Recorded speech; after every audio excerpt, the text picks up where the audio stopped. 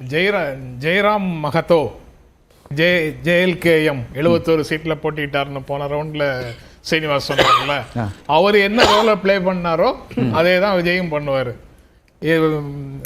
OBC வாக்குகளை பிரித்து பிஜேபியினுடைய வெற்றியை இப்போ வந்து தோற்கடிச்சிருக்கிறாரு, பிஜேபியை தோற்கடிச்சிருக்கிறாரு.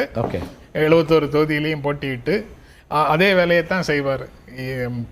பிரசன்ட் டே ரூலருக்கு எந்த விதமான பிரச்சனையும் வராது. ஹேமந்த் சோரனுக்கு நடந்தது தான் இங்கேயும் நடக்கும். ஹேமந்த் சோரன் ஜெயிச்ச மாதிரி ஸ்டாலினும் ஜெயிப்பார் இங்கே 2026.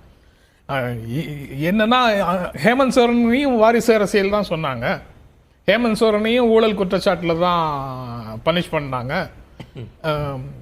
அதையெல்லாம் மீறி தான் ஹேமந்த் சோரன் ஜெயிச்சிருக்கு. தமிழ்நாட்டில் வைக்கக்கூடிய 2 முக்கியமான பரப்புரைகள் தான் அங்கே முன்வைக்கப்பட்டது.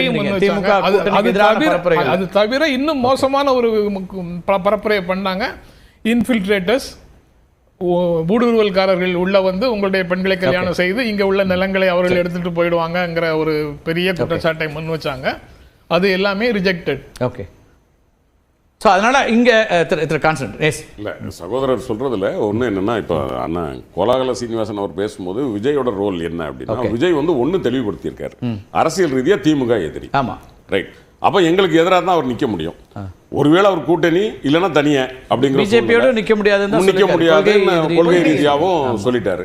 அப்போ ஏறத்தாழ வந்து அவர் எங்களுக்கு எதிரான, இப்போ அண்ணன் ஜென்ராம் சொன்ன மாதிரி எங்களுக்கு எதிரான வாக்குகளை அவர் பிரித்து போவார். அப்படியானால் எங்கள் தலைவர் மாண்புமிகு முதலமைச்சர் சொன்னதை போல 200 லட்சியம் என்பது நிச்சயம் நிறைவேறும். ஓகே திரு சூர்யா, கொள்கை எதிரின்னு சொன்னா கூட்டணியில இருக்க மாட்டாங்கன்னு ஒன்றும் உத்தரவாதம் கிடையாது. பிடிபியோட இருந்திருக்கிறாங்க, AJSUவோட இப்பவும் இருக்கிறாங்க ஜார்க்கண்ட்ல. அவங்க எல்லாம் வந்து இன்னும் தீவிரமாக போராட வேண்டும் அப்படின்னு சொல்ல. அதாவது இந்த ஜனநாயக அமைப்புகளை தாண்டி போராட்டத்தை அறைகூல் விடக்கூடிய அமைப்புகள் அது. அவங்களோட எல்லாம் கூட்டணியில தான் இருக்கிறாங்க. ஓகே. இல்ல நீங்க சொல்றது பிஜேபி, விஜய் என்ன முடிவு எடுக்கிறாருன்னு பார்க்கணும்ல.